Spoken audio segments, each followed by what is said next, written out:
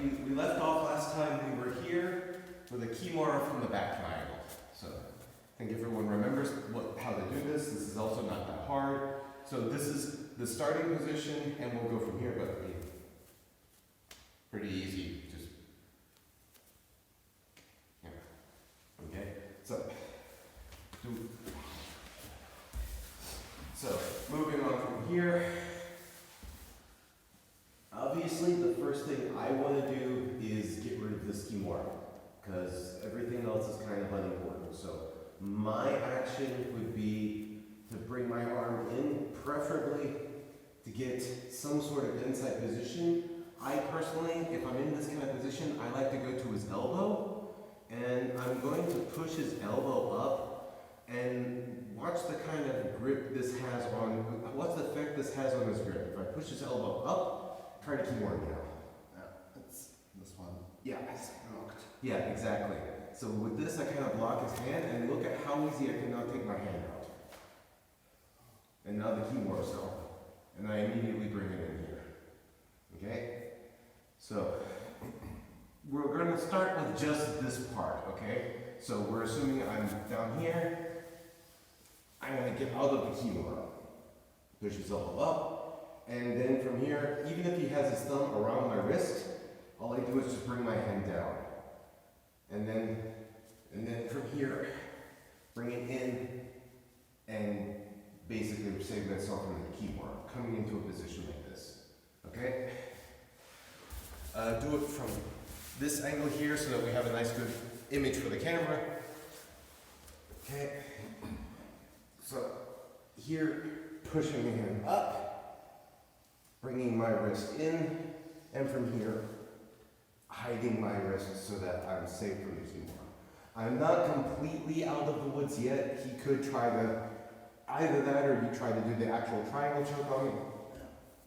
But this saves me from my most immediate danger. If he tries to do the triangle choke, he needs to do some work. That gives me time. Yeah. I'm not completely out of danger, but I have a few seconds to think of how to get out of my position, because if he's got the Kimura, it's a matter of time before he breaks my shoulder. Okay? So just drill that. And I go to another one.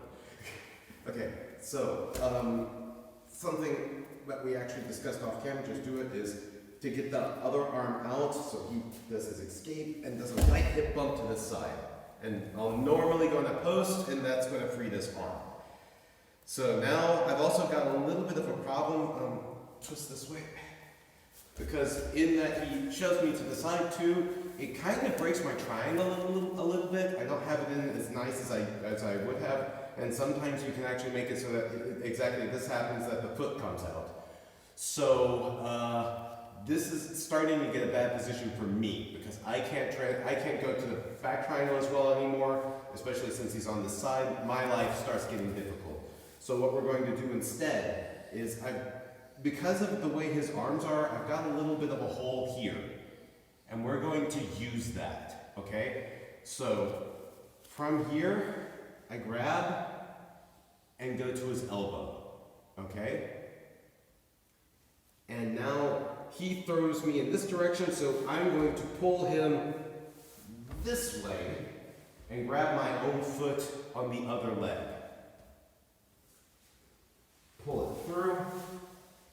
Now I have a more conventional triangle, especially because right now, normally he's going to come up. And then turning right into it. It turns right into my triangle.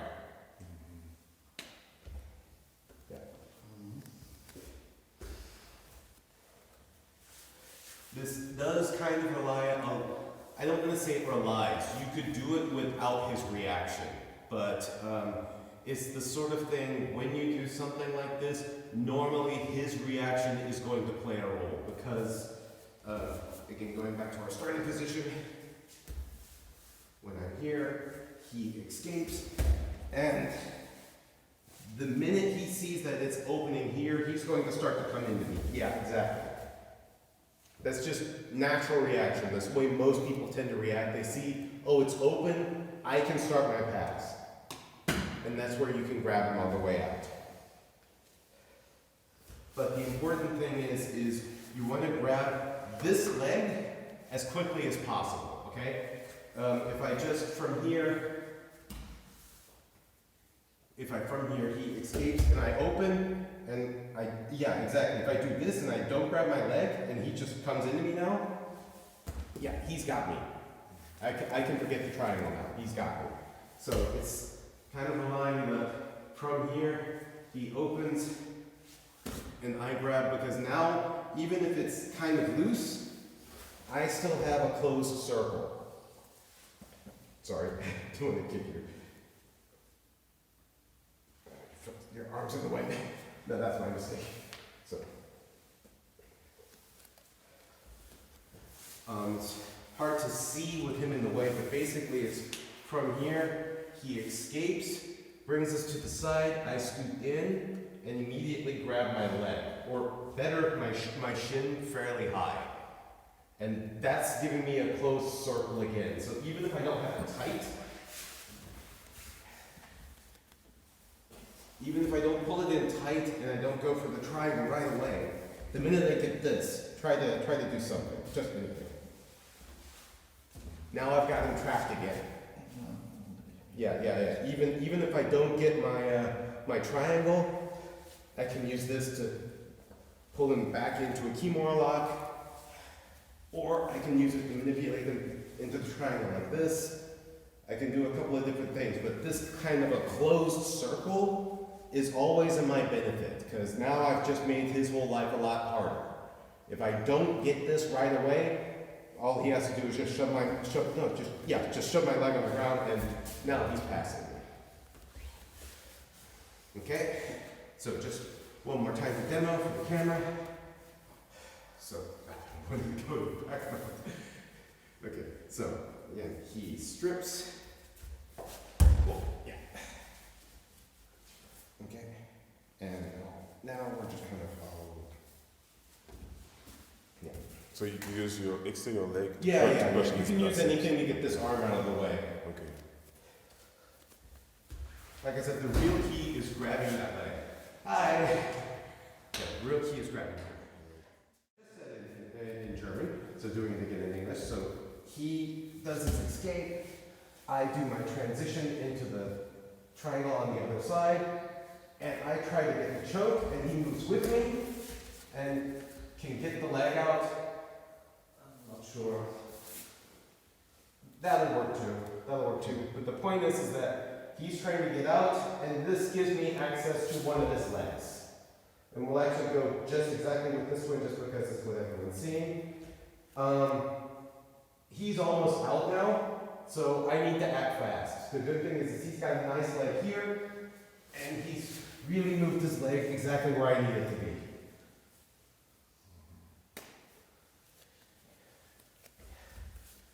So, showing that again, with a bit more explanation. This is something I always think is kind of cool. Craig Jones's video, systematic, it's Craig Jones's systematic submission dilemmas videos. He goes into this a lot, how a lot of times when someone's doing a triangle escape, he's very often going to open up his legs for a leg attack. So when you can use that sort of as programming your opponent. So if I've got him in a triangle, in this one, if I've got him in this triangle, I know he's got to get my legs out of the way to escape. Yeah. And that's going to leave one of his legs in arm's reach of me. Either this one or this one. Because he's normally, go back, I'm being nice, because normally, if he's just bringing up his arms, go ahead and do that again, and I'm being mean, Okay. yeah, if I'm not just giving it to him because we're training, yeah, well, you're going to have to bring your legs in. Yeah, exactly. He's going to need to bring in his legs to break this triangle, and that's going to give me the leg to lock. That makes sense. Yeah, because normally my legs are going to be stronger than his arms. He can't just push my legs off normally. And Chris is actually stronger than me. So if he can't push my legs off, imagine if it's me against Ryan. You're 20 kilos heavier than me? Yeah. Yeah, I mean, Ryan, You can't see him on the screen. Ryan looks like an action figure. Or if it's like one of us against someone Leia's size, you're going to have you're going to have a huge strength advantage, legs against arms anyway. Add to that your opponent being bigger, that's just not going to happen. So you're going to have to bring your legs into it somehow to get it off. And that's going to open the legs. So again, so we're just starting here, so we'll say he's got it out. I'm going for my triangle, he escapes. Yeah, exactly. And he does exactly that. He brings up his leg, and what I'm doing is I'm pulling the leg to me, and the leg on top, I'm pushing through. While I bring the other leg on the bottom out into an inside ashi. And from here, I can just go right into my heel hook. And since his heel is in the air, if I want to be really mean, instead of the standard heel hook grip, I go for a reverse figure 4. And he's already about to tap. If I just push this a little bit, yeah. Okay? But why did you say since his other ankle is in the air, you can do the reverse figure 4? If his foot's not in the air, it's hard to, the reverse figure 4 is a harder grip to get. It's a stronger grip, but it's not as easy to find. And if we have this turn on, just to kind of go into, if his foot is in the air, I have time to get this, like this. But if we're like this, this is really hard. And look at my position. If he just puts a palm on my knee and pushes, now he's out of my heel hook. Okay. So I would normally not bother with the reverse figure 4 here. I would actually normally bring this hand in here to keep my ashigarami, because now if he tries to pull it out, yeah. All right. And from here I can just bring my elbow to the ground, lift it up, Okay. and now I've got my standard grip. So those are things, if his foot's in the air, that's where you can go for the more powerful grips, but the harder grips to get because you've got an advantage, because he can't really hide his heel in the air like that. But if his foot's on the ground, I wouldn't, because it's going to be too much work. Then that's why the standard grip is the standard grip, because it's easy to get. All right. Okay? Questions? Okay? Just like before, everyone